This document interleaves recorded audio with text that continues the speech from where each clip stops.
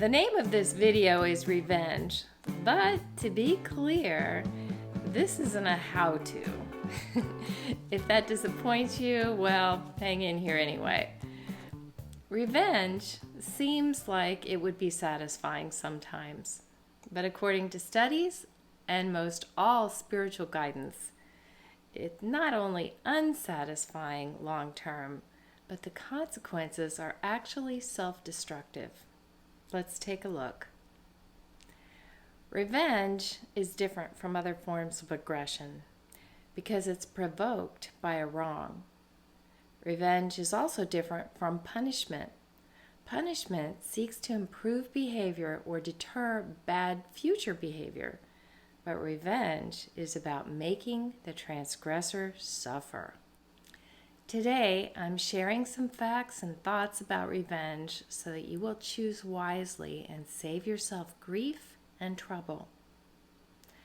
I went to a party not too long ago, and a girl there asked me if I was on Instagram. And I said, yes, but I have a YouTube channel. And she's like, oh, what's that about? So I said, well, it's for people who want to come up higher in life and be accountable for things and use their minds in an empowered, strong way. And I said, is that you? And everyone says that's them. But she said, I was like, okay, is that not you? And she said, well, she said, I'm kind of consumed by thoughts of revenge. She was not living in peace. She was lying in bed at night talking to her husband about wanting to hurt whoever had hurt her. Her struggle was apparent. Fantasizing about hurting someone who has hurt us is natural.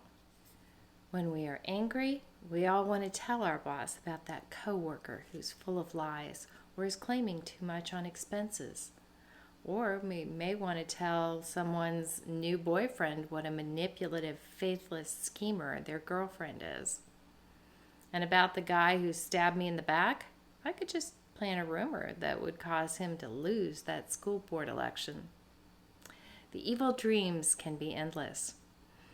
They can seem fun for a moment, but in the end, they serve no good purpose. They don't bring the relief we really want. And what's worse is that they take our minds in the least truly empowered direction possible.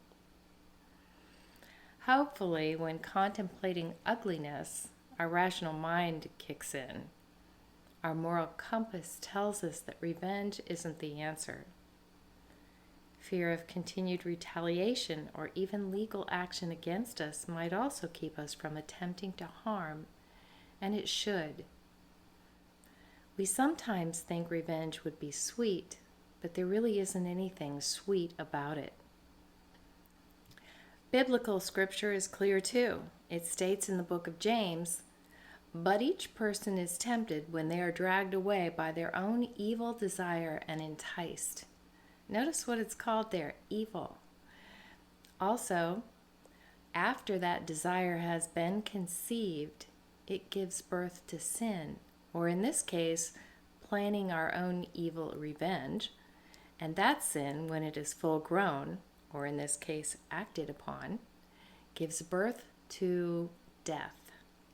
Not a great thought, because it's talking about our death.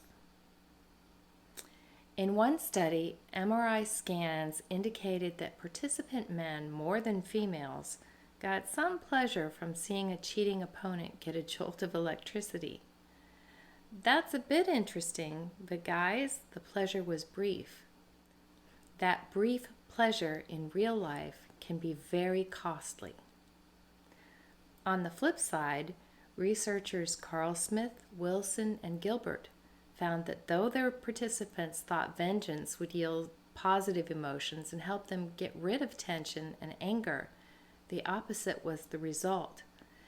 So I'm pointing out here, their participants thought it would help them. The supposed cathartic effect of retribution seemed to be largely fiction. Punishing the transgressor made participants focus on and ruminate about the transgression and transgressor even more.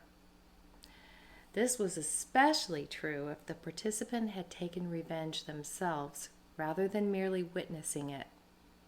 This is probably why the Bible tells us that vengeance is God's, not ours. God knows full stories. We don't.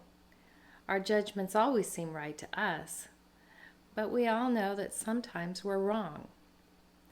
Scripture tells us that our battles aren't with people, but with evil forces. That thought can really shift perspective. Revenge perpetuates ugly, even evil behavior. Not exactly a great outcome. On top of all this, thinking about revenge takes a lot of energy. It's so much better for us to free up this energy by refocusing on personal goals and aspirations. Thoughts of revenge, or actually taking revenge, takes us down a road in the opposite direction, a direction of further pain and exhaustion. Our world needs more love and less darkness. Some momentary satisfaction, if there is any, is a poor trade for long-term peace. We have the opportunity every day to bring more light to the world. That should be our legacy, not the opposite. Interestingly, there are some personalities that are more likely to be vengeful. People who are unforgiving in general are more likely to want to get even. Many people who won't forgive don't feel very forgiven either. This anger can fuel passage to the low road of revenge. Additionally, a person with narcissistic traits has a lot of unconscious shame. They tend to be thin-skinned and are therefore vulnerable to anything that looks vaguely like an attack. This person is also more likely to lash back. Another vulnerable personality is someone that is insecure and worried. These people often have poor ability to manage any negative emotions, especially anger. Finally, a person who's been socially rejected may experience a significant increase in aggression. Excluding people is seriously damaging. Social bullies awaken your conscience and think twice. So much of what can make us most upset is the read we put on a situation. We tend to think we have a clear picture, but often we've filled in many blanks with our own imagination. Our minds want a story, whether it's accurate or not. No doubt, some people do ugly things, even horrible things. Stopping that cycle is the path to freedom. As George Herbert wrote, living well is the best revenge. The living well plan doesn't cause hurt to our minds, our bodies, or consciences. This higher road is the true path to freedom. Forgiveness doesn't mean that we look away from a crime or other punishable offense. Forgiveness, even if it's while testifying against someone, is the key to letting the weight of offense fall away. Still, honestly, I don't know if I could strive to be forgiving if I didn't believe in a God who is ultimately just and sees all. That takes a huge load off my shoulders, and I hope you will not carry a load on you that really belongs at the dump. I also hope the lady at the party has chosen peace for herself. Caring for self after an offense by cultivating a calm heart is medicine that is free, effective, and empowering. Living well is the best revenge. That's what I hope for you and for me.